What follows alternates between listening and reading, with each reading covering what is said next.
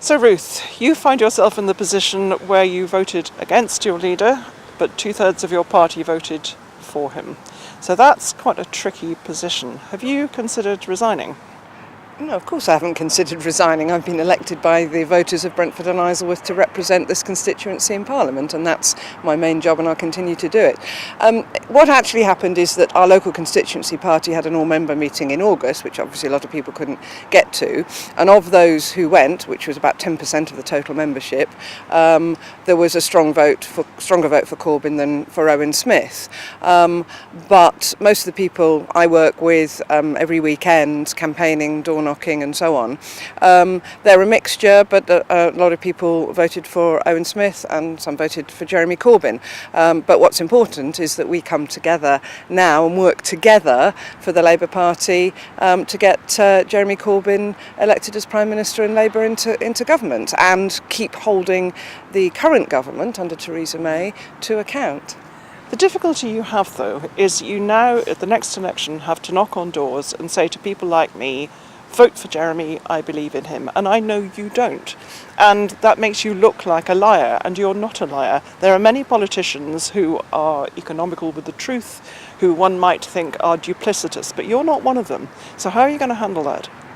I'm going to be campaigning for the Labour Party and Labour values, which Jeremy articulated really strongly this week in conference. We're one party with our leader. I didn't vote against Jeremy because I didn't agree with his politics, but because I was asked to, in fact, I voted in a vote of no confidence, and I felt at that time I didn't have confidence in the way he had handled particularly the EU referendum.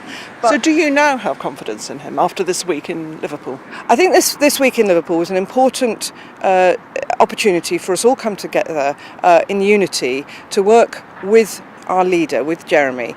And what people are doing is knuckling down to the job in hand. The next 2 or 3 weeks will be important because it's really important that Jeremy is able to build a shadow cabinet of key people from across the party who want to work together with Jeremy to ensure that we're elected. So we put the election of the leader behind us.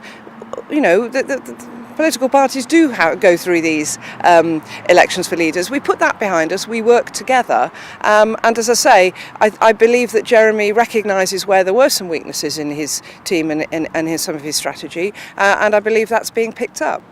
It sounds to me, though, as if you still have to be convinced by him. The next few weeks will be important. You are still making up your mind about him, aren't you?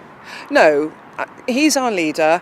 I'm used to working in a political context where we work together for the same aims, and what's really important is our values and our policies, and I don't have any issues with Jeremy on those, and we'll be working together, and my job is to talk to voters in Brentford and Isleworth. You know, I'm a backbench MP, and I want to work with the voters in Brentford and Isleworth and with the party in Brentford and Isleworth to support Jeremy and our policies, hold our government to account, and work towards having a Labour government. So when you said back in August that for every Green voter and non-voter that Jeremy attracts, he loses as an ordinary voter, that's how you put it. Do you think that's no longer the case? Well, that remains to be seen, because we'll know that absolutely as we go on the doorstep, and it will take weeks, months of data to say that. And obviously you don't know until the last minute, until people are in the ballot box, what they actually do. But, you know, I wanted to try and persuade people to vote for Owen Smith at that point. So of course I was advocating why Owen Smith was a better bet than Jeremy Corbyn. Now Jeremy is our leader. We'll be working together to persuade former Green and former Lib Dem voters to vote Labour. So to be clear then, you're on board with all the policies that he has been leading on this last week? Yes, absolutely. I'm particularly enthusiastic, having been a local councillor for so many years, about the commitment to lift the borrowing cap for councils, because we have an affordable housing crisis in Britain, and particularly in West London.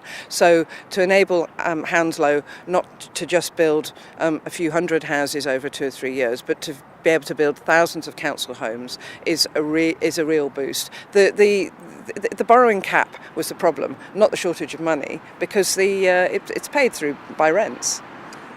Again, going back to the summer, I remember a meeting at the George IV where John McDonnell came and spoke, and you were quoted after that meeting as saying you felt quite intimidated. Do you think there's a possibility you might be deselected? No, I don't think there is a risk I've been deselected. Most of the comments I had during the summer in reply to my emails, most people who said they were supporting Corbyn saying, "But you're doing a good job." People saying, "I disagree with you about the leadership, but you're doing a good job." So I don't get a sense that there's an appetite for deselection here.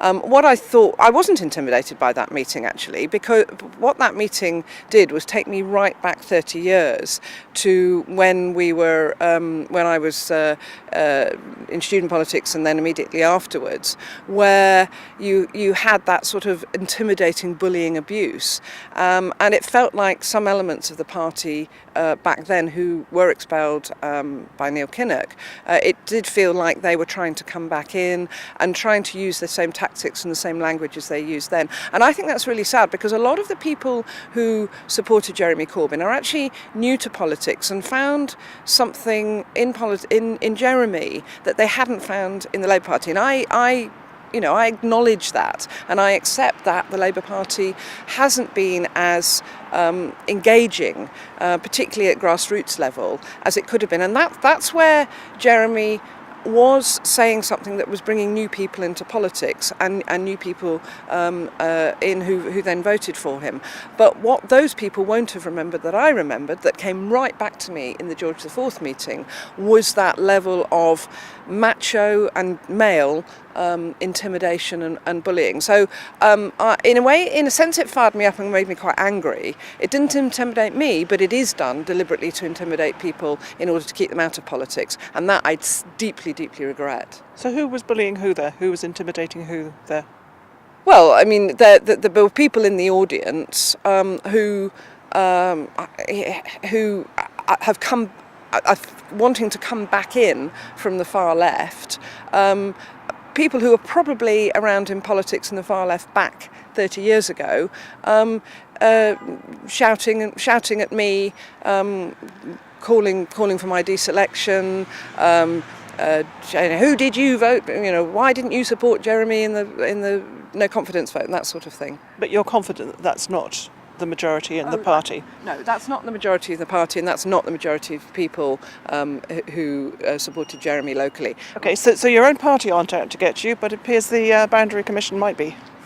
Well, I mean, the Boundary Commission's got a job to do. They start from the premise of having a very, very tight limit on the number of voters in a constituency. And the proposal at the moment is that they get rid of your nice plump 3 Labour wards from Hounslow, and they add in 2 Conservative ones, Northfield and Southfield, that are currently in Rupert Hook's constituency. That's not good for you, is it? Well, that is the current proposal, and yes, if you look at the likely vote from those wards, in fact, for the Hounslow wards, we do know what the votes were ward by ward because they were published. So yes, the numbers don't look great for me, which means I've got to work even harder to hope that people will vote Labour come the next election. And when do you think that will be? Well, I mean, obviously, if Theresa May calls an election before May 2020, which she might do, who knows? Well, there's talk of an early election as early as next year, isn't there? Next May. Well, I can no more predict that than anybody. But you've been in little cliques and huddles all around the conference at Liverpool. What's the buzz? What are people saying? Can I just go back to the point about the boundary changes? If there's an early election, we'll be fighting it on the same boundaries we did in 2015. If we stay and don't go to an election until 2020, and if the boundary commissions go through unamended, then yes, I would be fighting the election under the proposal. So you'd be quite happy with an early election then, really?